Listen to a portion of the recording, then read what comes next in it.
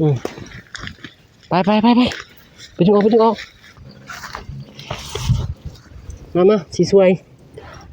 โอ้ห่วยคือว่าเป็นนั่นเอ้าเรียบร้อยแล้ว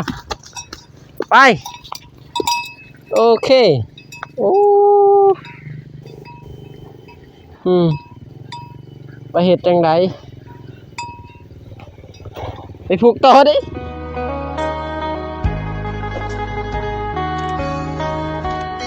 ถามมากา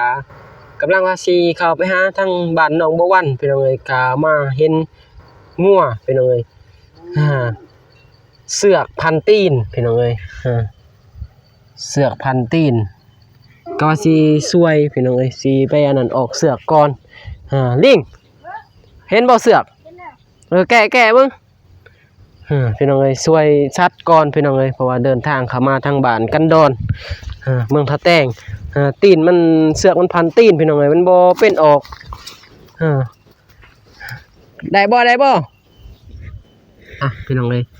กราบทักทายสบายดีเด้อพี่น้องมาสุขุทุกคนพี่น้องเอ้ยหน้าตาไปโดนนานเติบพี่น้องเอ้ยถือว่าบ่ได้ถ่ายคลิปลงช่วงให้ช่วงหน้าพี่น้องเอ้ยเดี๋ยวให้ทางร้านพี่น้องเอ้ยไปแกะเสือกออกก่อนเพราะว่าเสือกพันตีนงัวแกะได้แล้วบ่ถือไว้ได้นี่มันสีบ่รอดเลยนี่สวยทั้งสัตว์ก่อนพี่น้องเอ้ยสวยเบิดบ่ว่าจะเป็นสัตว์เป็นคนพี่น้องเอ้ยก็สวยนี่จะเป็นพี่ภาษาเด้อพี่น้องเด้อพี่ภาษาบ้านจะกำใหญ่เดินทางมาก็เห็นทั้งสัตว์พี่น้องเอ้ยเสือกพันถ้าบ่เห็นนี่อาจจะบ่รอดเล่นพี่น้องเอ้ยสวยงัวก่อนพี่น้องเอ้ยได้แล้วบ่ลิงไว้นี่สิหันใจบ่ได้เลยนี่พี่น้องเอ้ยบ่ฮู้ว่างัวผู้ใดพี่น้องเอ้ยก็ผ่านทางเขามาทางบ้านกันดอนพี่น้องเอ้ยก็เลยมาเห็นงัวเสือกผูกพันตีนแล้วก็ยักข้อพี่น้องเอ้ยมันก็เลยออกบ่ได้ต้องได้แกะทั้งพุ่นก่อนให้ร้านไปแกะพี่น้องเอ้ยให้ร้านไปแกะออกคือว่าแกะยากแท้ผูกได้ใดเจ้าของงัวนี่โอ้พี่น้องเอ้ยคือบ่มาเบิ่งงัวเนาะเป็นจังไดได้บ่ยากบ่มันเป็นแบบใดโอ้พี่น้องเอ้ยขอโทษขออภัยเด้อขออนุญาตเข้ามาสวยงัวก่อนพี่น้องเอ้ยเอ้าแกเบิ่งนี่ดึงไปเลยนี่เอ้าดึงเอาออกตัวนี้บัดนี้บ่ออกทางนี้ทางเบื้องนี่เบื้องพี่บ่แม่นดึงมาเลยบ่ดึงมันก็แห้งหยักแล้วเป็นบ่มาสิแกมา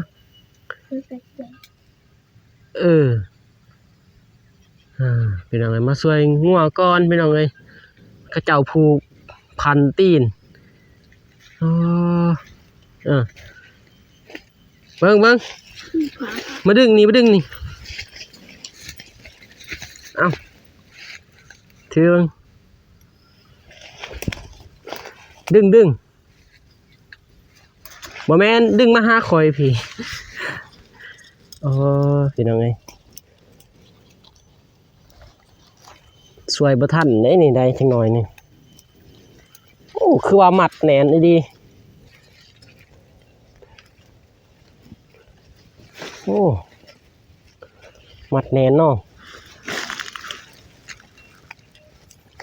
พี่น้องเอ้ยโอ้ย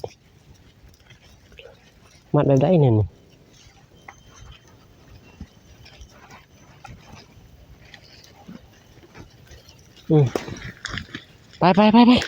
ไปดึงออกดึงเลยอันนี้หันใจแบบจักไม่คือว่าแข็งเลยพี่มาดึงทางนี้ก็ได้ดึงบ่มันผูกพี่โอ้พี่น้องนี่ดึงนี่ มาสิช่วยโอ้ห่วยคือว่าเป็นอันนั้นเอ้าเรียบร้อยแล้วไปโอเคโอ้ไปเฮ็ดจังไดไปผูกต่อดิดึงออกมาเลยแล้วก็ผูกอยู่นี่ลิงดึงตัวนี้ออกมาเลยดึงทางนี้เอาก็ได้ดึงทางนี้มัดที่นี้ก็ได้อาหารอยู่เกาะนั่นก็ได้โอ้พี่น้องเอ้ยถ้าบ่นี่บ่รอดเด้นี่มัดใส่เลย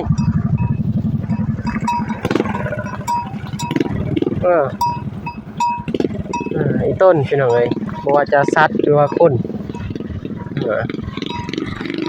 สวยเบิดพี่น้องเอ้ยเดินทางเขาไปบ้านกันดอนพี่น้องเอ้ยก็เลยเห็นผ่านทางมาคันบ่สวยนี่ก็อาจสิบ่รอดนะสวยแล้วก็พอได้กินยากินยุงพี่น้องเอ้ยพอได้กินยาเส้นทางเขาไปบ้านกันดอนก็มีแต่บงนี้แหละพี่น้องเอ้ยที่ว่าเส้นทางยากที่สุดมากับร้านสบายดีเด้อสบายดี มากับร้านพี่น้องเอ้ยสิเข้าไปหาทางน้องบัววันแต่ว่ามาพ่องัวก่อนงัวอันน่ะบ่ฮู้ว่างัวผู้ใดพี่น้องเอ้ยมาพ่อเสือกมันฟันตีนนะพี่น้องเอ้ยมันฟันตีนเนาะแม่นทำฟันตีนแล้ววันนี้คอมันก็หยักแห้งมันสิดึงตีนแห้งมันหยักคอวันนี้พี่น้องเอ้ยนี่ก็ได้ช่วยงัวเป็นทีเรียบร้อยแล้วพี่น้องเอ้ยงัวก็ได้กินหญ้ากินเครือไปวันนี้มีแต่ว่าฝากให้เจ้าของมาเบิ่งเด้อมาเยี่ยมยามงัวแน่พี่น้องเอ้ย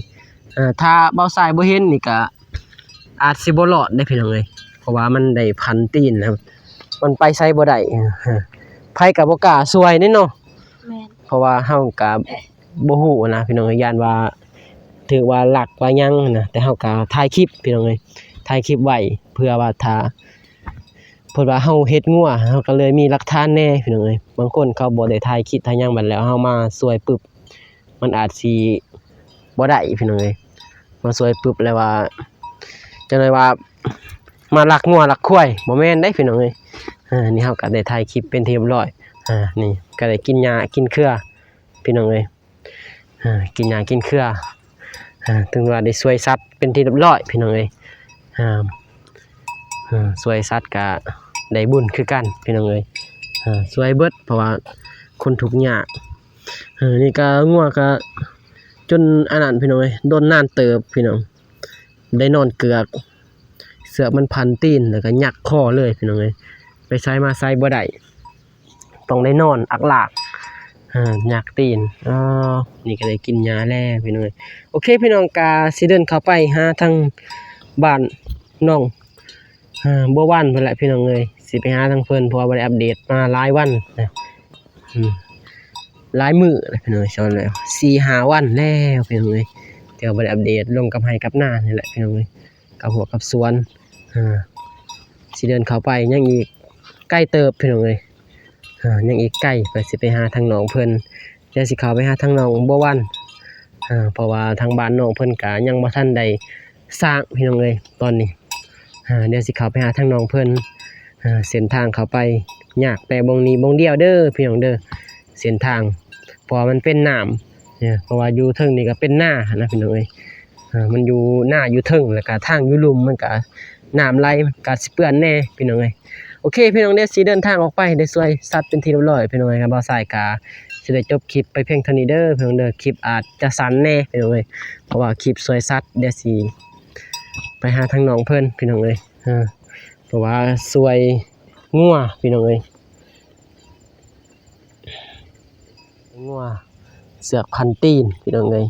โอเคพี่น้องกาสิจบคลิปไปเพียงเท่านี้เด้อพี่น้องเด้อกาเป็นจังไดก็ฝากให้กำลังใจทางบ่าวสายแล้วก็ทางทีมงานพี่น้องเอ้ยต่อไปก็สิสร้างบ้านน้องบัววันพี่น้องบ่ว่าสิสำเร็จหรือบ่ก็ ก็รอติดตามชมเด้อพี่น้องเด้อนี่ก็สิเข้าไปอัปเดตทั้งน้องเพิ่นสิเข้าไปหาทางน้องบ่วันพี่น้องเอ้ยก็ขอขอบใจทาง FC เบิดสุขทุกคนเด้อพี่น้องมีแต่ว่าพบพ้อกันใหม่ในคลิปหน้าพี่น้องเอ้ยคลิปนี้ก็สิจบคลิปไปเพียงเท่านี้ก่อนเด้อพี่น้องเด้อได้ช่วยงัวไปที่เรียบร้อยพี่น้องเอ้ยไปพี่น้องอยู่ดีมีแห้งเบิดสุขทุกคนพี่น้องไปบ๊ายบายพี่น้องก็ได้กินหญ้ากินเครือแล้วบัดนี้